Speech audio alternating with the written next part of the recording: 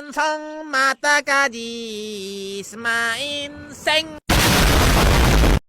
Assalamualaikum warahmatullahi wabarakatuh. Alhamdulillahirabbil alamin wa bihi nasta'inu ala umuri wassalatu wassalamu ala asyrafil anbiya'i wal mursalin sayyidina Muhammadin wa ala alihi wa sahbihi amma ba'du. Baik kawan-kawan, pada video kali ini saya akan membahas 3 pertanyaan terkait administrasi dan supervisi. Namun sebelum saya masuk ke pembahasan, izinkan saya memperkenalkan diri terlebih dahulu. Perkenalkan, nama saya Fathul Tamam. Saya mahasiswa program studi pendidikan bahasa Arab di IAIN Pontianak. Tujuan saya membuat video ini untuk memenuhi tugas PTS saya dari mata kuliah administrasi dan supervisi pendidikan yang diampu langsung oleh Gurunda Dr. Misdah MPD atau yang biasa kami sebut dengan Misdah. Langsung saja kita masuk ke pertanyaan pertama. Pertanyaan pertama yaitu urgensi mempelajari administrasi dan supervisi pendidikan bagi calon guru profesional. Sebelum saya menjawab pertanyaan ini, saya berikan apresiasi terlebih dahulu kepada rekan saya Rofika Sulan yang telah memberikan pertanyaan ini, yang menurut saya ini bagus sekali dibahas pada video kali ini. Baik, jawaban saya yaitu kenapa apa urgensi belajar administrasi dan supervisi pendidikan. Calon guru profesional itu tidak hanya bertugas menyampaikan materi pembelajaran, tetapi juga menjadi bagian dari sistem pendidikan yang berkualitas. Administrasi pendidikan membantu calon guru memahami bagaimana sekolah sebagai organisasi berjalan. Jadi bukan hanya sebagai tempat belajar dan mengajar, tapi juga sebagai organisasi berjalan. Mulai dari perencanaan pembelajaran, mulai dari pengelolaan sumber daya manusia, sarana prasarana, penyusunan jadwal hingga pelaporan dan evaluasi. Nah, guru kalau tidak memahami administrasi pendidikan akan kesulitan dalam menyesuaikan kegiatan belajar dan mengajar, sehingga akan proses pembelajaran tidak berjalan dengan lancar.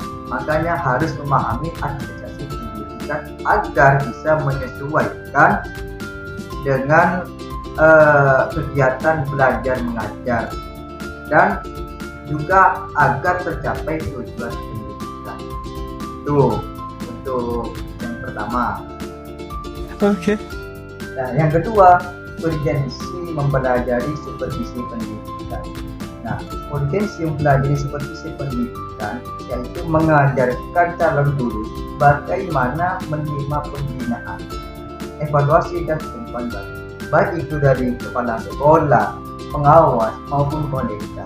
Nah, hal ini sangat penting bagi calon guru. Kenapa? Karena proses pengajaran terus berubah, kurikulum diperbarui dan metode baru muncul serta teknologi juga digunakan. Nah, dengan memahami supervisi, calon guru dapat mengembangkan profesionalismenya, memperbaiki kinerja dan menyesuaikan diri dengan tuntutan perubahan.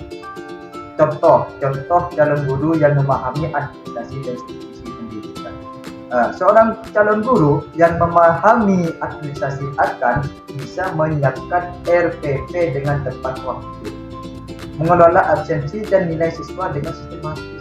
Nah, di saat yang sama dengan pemahaman supervisi, dia akan menerima dialog dengan pengawas secara terbuka, memperbaiki metode pengajarannya setelah menerima umpan balik dan meningkatkan mutu pengajaran. Nah, mungkin hanya ini jawaban dari saya untuk pertanyaan yang pertama. Sekali lagi saya ucapkan terima kasih kepada Muhammad Rofika Sulan yang telah memberikan pertanyaan yang sangat penting. Pertanyaan yang kedua, hubungan antara manajemen dan administrasi jika dikaitkan dengan upaya pencapaian tujuan pendidikan. Pertanyaan yang kedua ini ditanyakan langsung oleh Bang Hasmi Jalan. Sebelum saya menjawab, saya berikan apresiasi terlebih dahulu karena menanyakan pertanyaan yang tidak kalah bagus dengan pertanyaan yang pertama. Baik, langsung saja saya akan menjawab. Jadi hubungan antara manajemen dan administrasi dalam upaya pencapaian tujuan pendidikan sangatlah erat, sinergis, dan saling melengkapi. Keduanya berfungsi sebagai alat atau instrumen penting dalam sistem pendidikan untuk memastikan seluruh kegiatan berjalan terarah efektif dan efisien.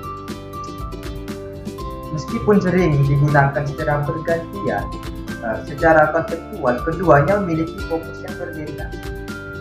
Administrasi pendidikan berfokus pada fungsi penentuan atau penetapan. Perannya menentukan tujuan umum, merumuskan kebijakan, menyusun rencana besar, dan menyediakan kerangka kerja secara keseluruhan. Administrasi ini berada pada tingkat atas atau konseptual atau pengambil keputusan. Contoh, menetapkan kurikulum yang akan digunakan, merumuskan peraturan sekolah, atau menentukan alokasi anggaran secara tersedia. Sedangkan manajemen pendidikan ini berfokus pada fungsi pelaksanaan atau operasional. Perannya itu melaksanakan dan mengimplementasikan kebijakan serta rencana yang telah ditetapkan oleh administrasi. Manajemen melibatkan proses seperti perencanaan, pengorganisasian, pengarahan, dan pengendalian sumber daya untuk mencapai tujuan tersebut. Manajemen berada pada tingkat fungsional atau menengah.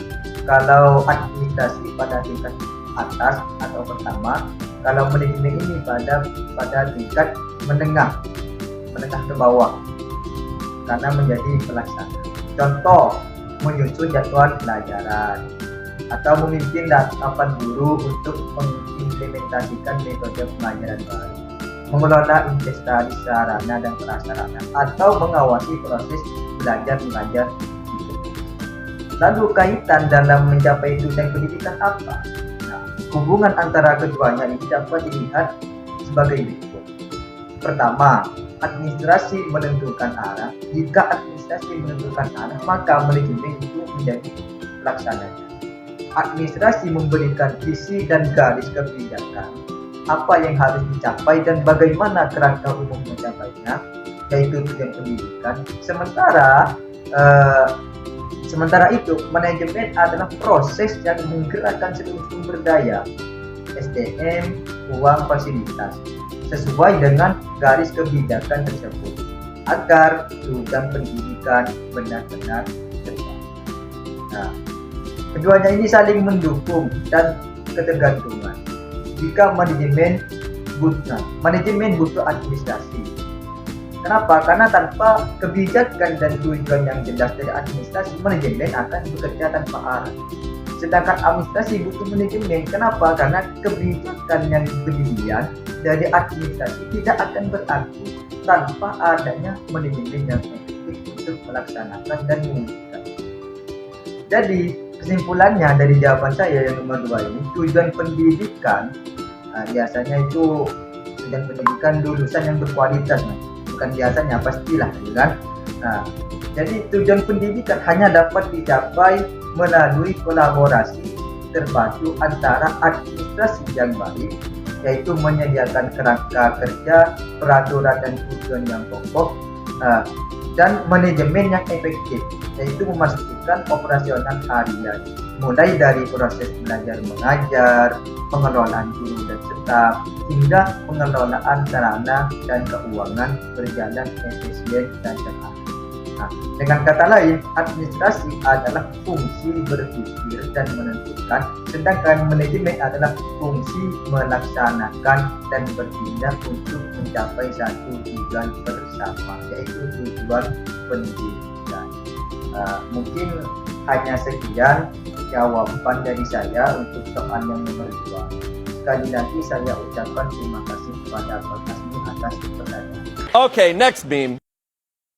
Baik, lanjut ke pertanyaan yang nomor 3. Peran guru, jelaskan peran guru dalam tugas administrasi pendidikan dan apa saja kendala yang dihadapi oleh guru di lapangan. Sebelum saya menjawab, seperti biasa saya berikan apresiasi terlebih dahulu atas pertanyaan yang nomor 3 ini, yang mana pertanyaan nomor 3 ini ditanyakan oleh sahabat saya Ahmad Rozi. Ini pertanyaan yang sangat bagus juga, sama dengan pertanyaan pertama. Baik, langsung saja saya akan menjawab.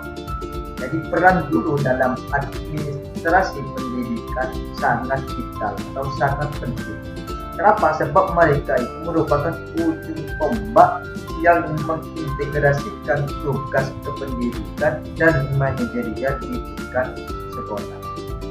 Tugas administrasi guru tidak hanya terbatas pada pencatatan nilai atau kehadiran siswa, melainkan mencakup administrasi kurikulum seperti penyusunan rencana pelaksanaan seperti RPP atau modul ajar, program tahunan, dan program semester yang merupakan perencanaan strategis proses belajar mengajar. Selain itu, guru, khususnya wakil kelas, bertanggung jawab dalam administrasi kesiswaan, termasuk pengolahan daftar nilai dan penyusunan rapor, serta menjaga disiplin dan memberikan bimbingan. Secara lebih luas, guru juga terlibat dalam administrasi personalia melalui pencatatan pengembangan diri dan pengumpulan angka kredit, serta berkontribusi pada administrasi umum dan keuangan melalui partisipasi dalam rapat pengambilan keputusan dan komunikasi dengan orang tua siswa, memastikan seluruh kegiatan sekolah berjalan efektif.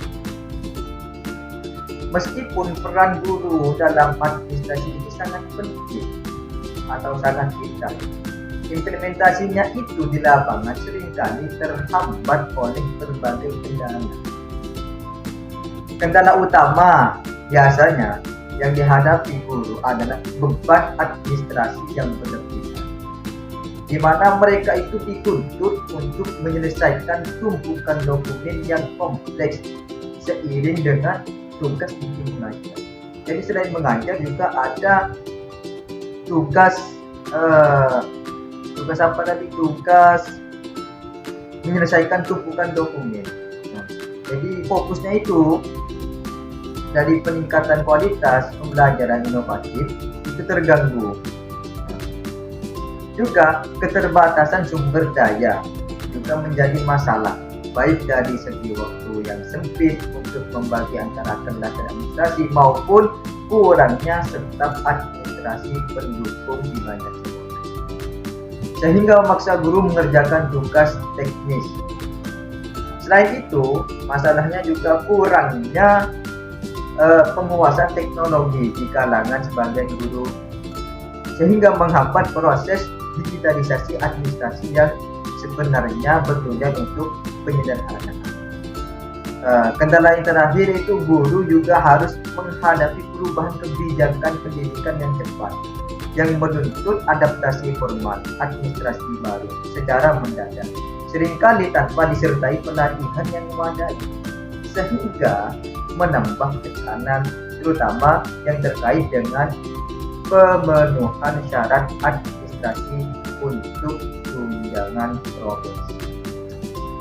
Jadi kesimpulan pada jawaban saya di soal nomor 3 ini, guru itu memiliki peran penting dalam administrasi pendidikan, mulai dari perencanaan hingga pengelolaan siswa. Namun di samping peran ini sangat penting, mereka sering terkendala oleh beban kerja yang tinggi, keterbatasan waktu, kurangnya dukungan teknologi, dan perubahan kebijakan lingkungan. Oleh karena itu, perlu ada penyederhanaan administrasi dan dukungan yang memadai agar guru bisa fokus pada pembelajaran yang berkualitas. Mungkin hanya ini jawaban soal yang ketiga dari saya. Sekali lagi saya ucapkan terima kasih kepada Ahmad Rashid karena telah memberikan pada yang sangat baik. Nah, dengan berakhirnya jawaban nomor 3 tadi, maka video ini juga akan segera berakhir. Sebelum saya menutup video ini, saya ingin mengucapkan terima kasih kepada para penanya, dosen pengampu yang memberikan tugas ini, dan juga para penonton video ini. Kalau ada kata yang salah, mohon dimaafkan. Bila ada kata yang tidak, jangan disimpan di dalam hati. Bila ada kata-kata yang salah, jangan laporkan saya kepada Pak Polisi. Wallahul muwaffiq ila aqwamit thoriq. Wassalamualaikum warahmatullahi wabarakatuh.